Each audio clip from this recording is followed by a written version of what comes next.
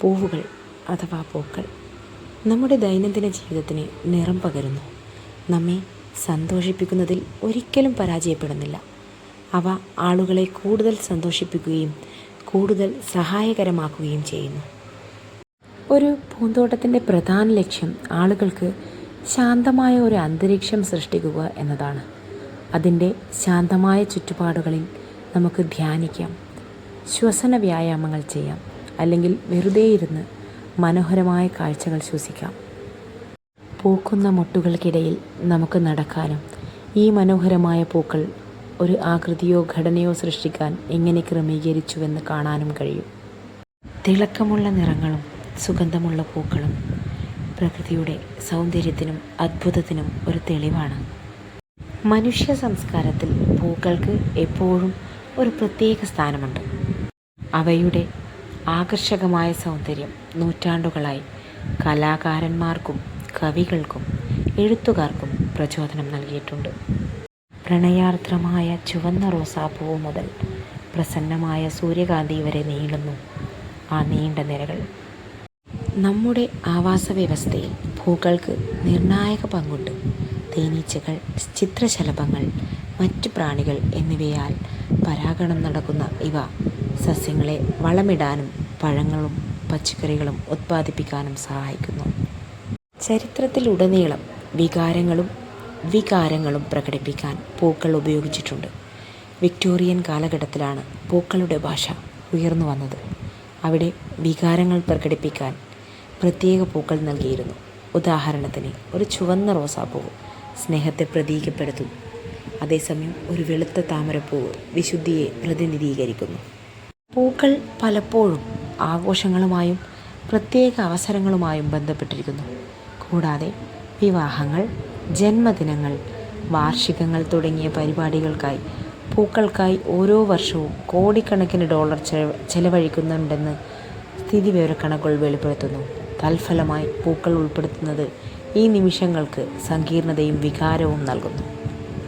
ശാസ്ത്രകഥകളിലൂടെ പ്രപഞ്ച യാഥാർത്ഥ്യത്തെ അവതരിപ്പിക്കുന്ന ഒരു പരമ്പരയിൽ അമേരിക്കൻ സാംസ്കാരിക വിമർശകയും ഗ്രന്ഥകാരിയുമായ മരിയ പോപ്പോവ് ഇങ്ങനെ എഴുതുന്നു: flowers appeared and carpeted the world with astonishing rapidity, because in some poetic sense they invented love. കാവ്യാത്മകമായി പറയട്ടെ, ഈ ലോകത്ത് പൂക്കളാണ് സ്നേഹം കണ്ടുപിടിച്ചത്. പോപ്പോവ് തീർത്ത് പറയുന്നു, പൂക്കളില്ലാതെ കവിതയില്ല, ശാസ്ത്രമില്ല, സംഗീതമില്ല. പൂവുണ്ടാകുന്നു, കായുണ്ടാകുന്നു. സൂര്യപ്രകാശത്തിൻ്റെ രസതന്ത്രം പഴങ്ങളിലെ പഞ്ചസാരയ്ക്ക് കാരണമാകുന്നു. അതാണ് മൃഗങ്ങൾ ഭക്ഷിക്കുന്നത്. അത് പ്രോട്ടീൻ ഉണ്ടാക്കുന്നു. അങ്ങനെ ഭക്ഷിക്കുകയും ആസ്വദിക്കുകയും ചെയ്യുന്ന ജീവിവർഗങ്ങളുടെ സ്നേഹസൗഹാർദ്ദത്വം ഉണ്ടായി. പൂക്കൾ നമ്മെ നേർവഴിക്ക് നയിച്ചു എന്നാണ് പറയേണ്ടത്. ഡാർവിൻ ഇതിനെയാണ് വെറുപ്പിക്കുന്ന നിഗൂഢത എന്ന് വിളിക്കുന്നത്. എന്നാൽ നിഗൂഢതയിൽ നിന്ന് പുതിയൊരു ലോകം ഉണ്ടാവുകയായിരുന്നുവെന്ന് പോപ്പോവ് അഭിപ്രായപ്പെടുന്നു. പൂവ് ഒരു ആവിർഭാവമാണ്. അതിൻ്റെ കാൽപ്പനികതയും നൈസർഗികതയും മനസ്സിലേക്ക് ഒരുമിച്ചാണ് പ്രവേശിക്കുന്നത്. പൂക്കളുടെ സംസ്കാരം മനുഷ്യരുടെ അതീത മേഖലയാണ്.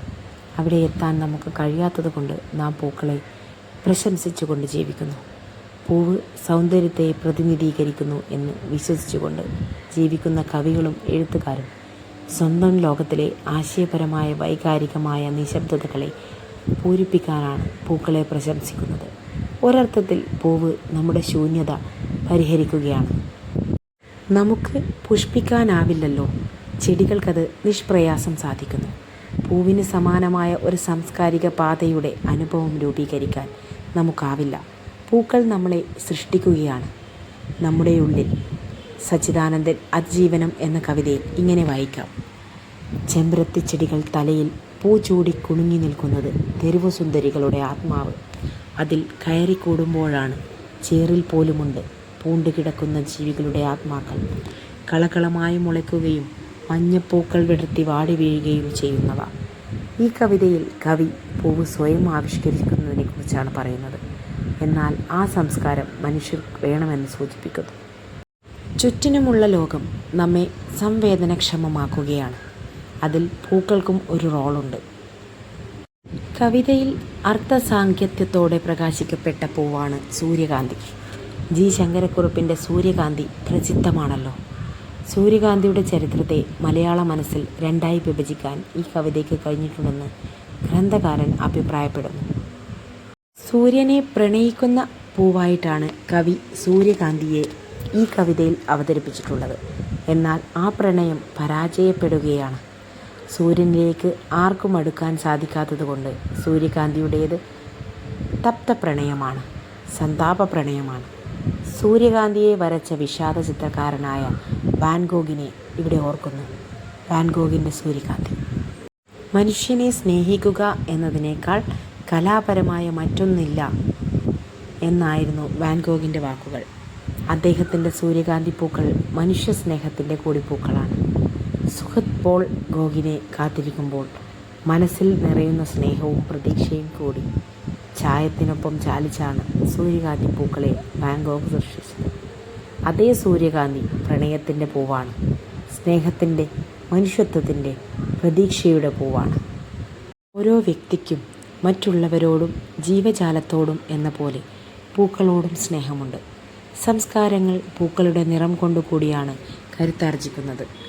ചരിത്രത്തിന് പൂക്കളെ വേണം. മനുഷ്യർക്ക് പ്രേമിക്കാൻ ഒരു പൂവിനെയെങ്കിലും മനസ്സിൽ പ്രതിഷ്ഠിക്കണം. ഒരു പുഷ്പം മാത്രമെൻ പൂങ്കുലയിൽ നിർത്താം ഞാൻ, അരികിൽ നീ എത്തുമ്പോൾ ചൂടിക്കുവാൻ എന്ന് പി ഭാസ്കരൻ മാഷ് എഴുതിയത് ഓർക്കുക. പ്രേമിക്കാൻ ഒരു പൂവ് വേണം. പ്രേമത്തെ ആ പൂവ് വഹിക്കുകയാണ്. അത് പ്രേമത്തിൻ്റെ പ്രത്യക്ഷതയായി മാറുന്നു. മനുഷ്യൻ ഏകാകിയാണ് പ്രാഥമികമായി. എന്നാൽ അവൻ അതിൽ നിന്നും ഒഴിഞ്ഞു പോകാൻ ചുറ്റുമുള്ള വസ്തുക്കളിലേക്കും മറ്റു മനുഷ്യരിലേക്കും ജീവജാലങ്ങളിലേക്കും ആകർഷിക്കപ്പെടുന്നു. പൂക്കൾ അങ്ങനെയൊരു സുഗമപാത തരുന്നുണ്ട്. ബുദ്ധൻ തന്നെ പറഞ്ഞു, if we could see the miracle of a single flower clearly our whole life would change.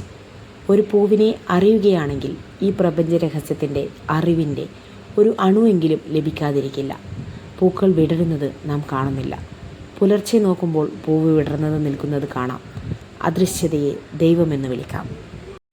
Flowers are a timeless way to express emotions from love and joy to sympathy and gratitude. Whether you are celebrating a milestone, offering support, or simply letting someone know you are thinking of them, a beautifully arranged bucket can convey deep sentiments.